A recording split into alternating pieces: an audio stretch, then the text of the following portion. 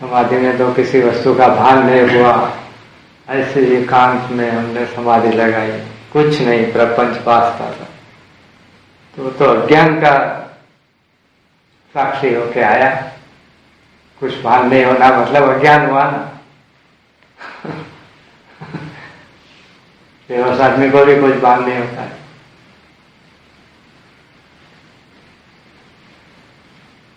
भान का साक्षी और भान का साक्षी, अभाव का साक्षी और भाव का साक्षी, और वह साक्षी ब्रह्म रूप है। ऐसा अनुभव हुआ तो वो ज्ञान लेके आया, स्वरूप का, आत्मा का ज्ञान। बाकी तो जितना आम आदमी दुखी है, इतना ही समाधि वाला भी दुखी होगा।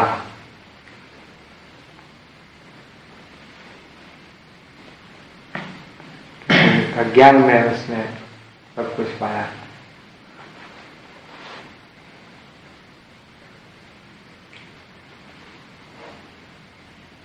इसमें गुरु गीता में शिव जी की भक्ति में रहते हो या विष्णु जी की भक्ति में रहते हो, गुरु तत्व के ज्ञान बिना सब व्यर्थ है। तो स्वाभाविक है, जब आप भक्ति करते हैं तो किसी भगवान की अपनी कल्पना के अनुसार उपासना आदि करते हैं। भगवान का वास्तविक तत्व क्या है वो तो आपको मालूम नहीं है। भगवान शिव जी ऐसे हैं, भगवान श्री विष्णु पालन करते हैं, तो पालन करते हैं तभी वो भगवान है। पालन नहीं करते तो क्या? शिव जी संहार करते हैं, तो संहार करते हैं तभी तक वो भगवान है। संहार नहीं करते तब भगवान नहीं है क्या?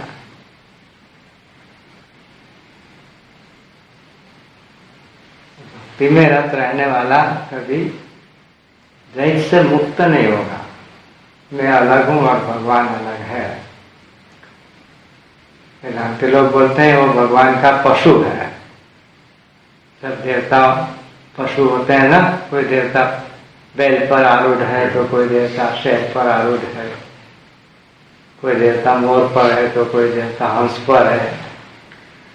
तो देवताओं को कोई ना कोई पशु पक्षी चाहिए।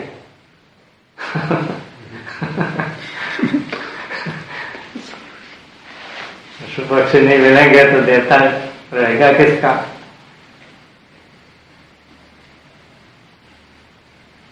भक्ति करते करते कितना भी आगे बढ़ जाए लेकिन भगवान का पशु ही बना रहेगा।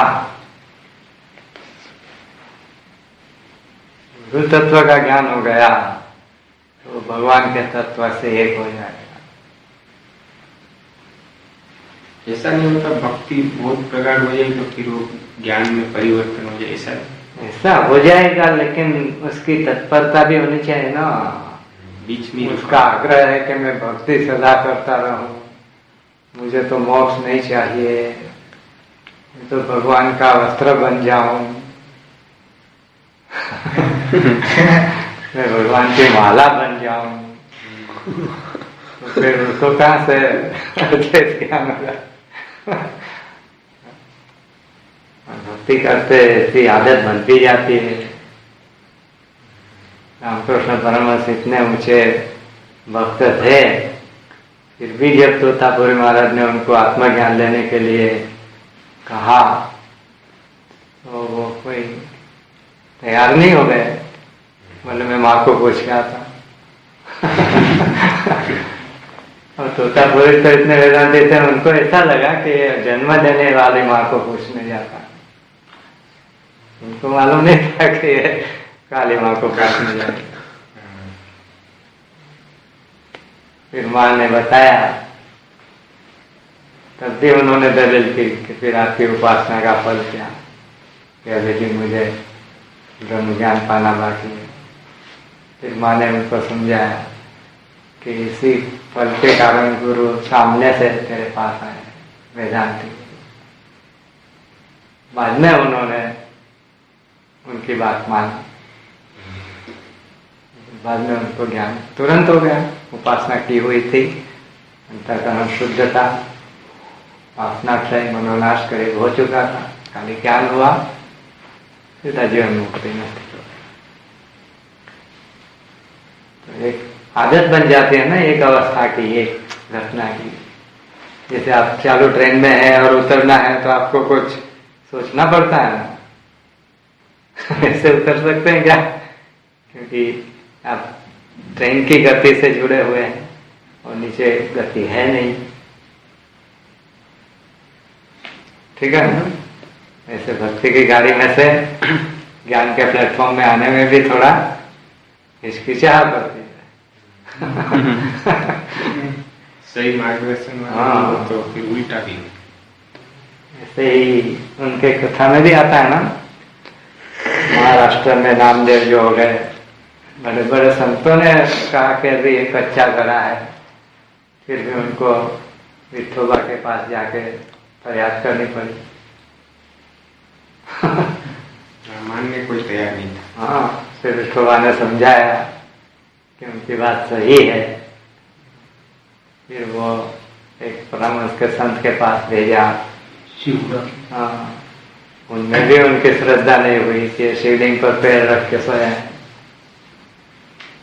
फिर उन्होंने जब कहा कि शिव नहीं है वहां रख दे, सब जगह पर शिवलिंग प्रकट हो गए। फिर अपने सिर पे रख दिया और फिर उनको तत्व का ज्ञान हुआ। तो ऐसे बड़े आगे बढ़े हुए भक्ति में रत लोगों का भी ये हाल है, तो आम भक्तों का क्या?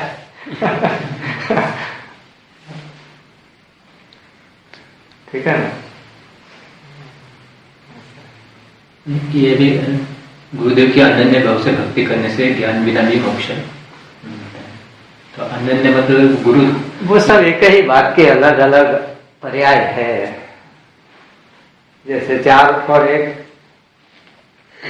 बोलो, 4 + 1 या 3 + 2 या 2 + 3 एक ही हुआ ना। एक आदमी ने बोला मैं तुमको 4 + 1 रुपया देता हूँ, दूसरे ने बोला तुमको 3 + 2 रुपया देता हूँ। और उसमें कोई फर्क पड़ा क्या? तो सारे शब्दों के भेद है।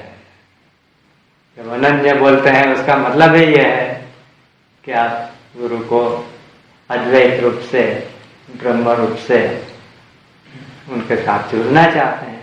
भक्त मतलब अविभक्त रहना चाहते हैं।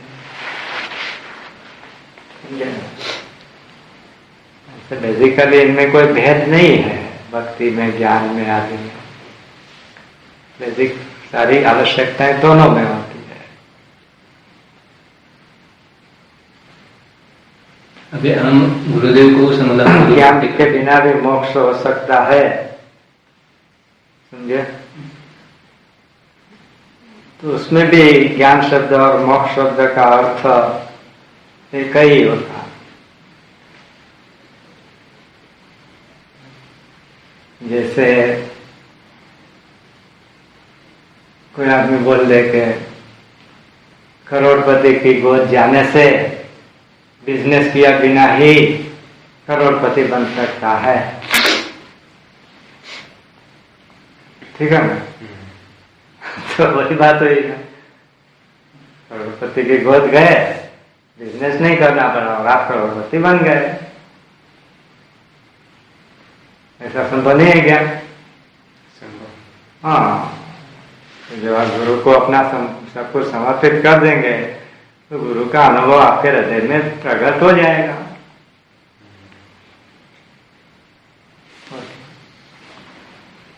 ऐसे कई दृष्टांत मिलते भी हैं। जैसे शंकराचार्य के शिष्य तोटकाचार्य विद्वान नहीं थे, संस्कृत के जानकार नहीं थे, तथाकथित ज्ञानवान नहीं थे जैसे वो दूसरे पंडित उनके गुरु भाई थे। फिर भी उन्होंने गुरु की भक्ति की, तो शंकराचार्य का अनुभव उनमें प्रकट नहीं हो गया था।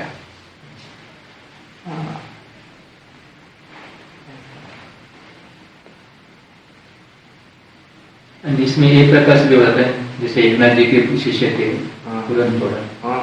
जब उनको गुरुदेव दीक्षा देने लगे तो गुरुदेव को मतलब होता है कि गुरुदेव मुझे तो दीक्षा मिल गई, एक नाथ, सब रूपों में मेरे एक ही नाथ है, सब रूपों में मेरे गुरुदेव ही गुरुदेव मेरे को दिखाई देते हैं।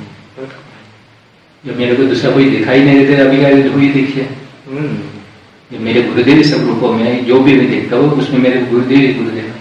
बिल्कुल। यही घटना गुरु गोविंद सिंह के शीर्षक में आई थी। जब युद्ध हुआ था तो वो दुश्मन के सेना को पानी पिला रहे थे, तो उनकी शिकायत की तो उनको पूछा क्यों ऐसा करता है, तो गुरुदेव तो मेरे को तो सब रूपों में आप ही दिखाई देते, आपके सिवा तो मेरे को कोई दिखाई नहीं दे रहा, मेरे को दुश्मन तो कोई दिखाई नहीं दे रहे। बिल्कुल। तो गुरुदेव को हम एक शरीर का गुरु तत्व, हम गुरुदेव की सेवा करते हैं। गुरु सेवा का फल तो यह है कि गुरु ज्ञान, जिसका हम संग करते हैं उसका तो रंग तो लगे ही जाएगा।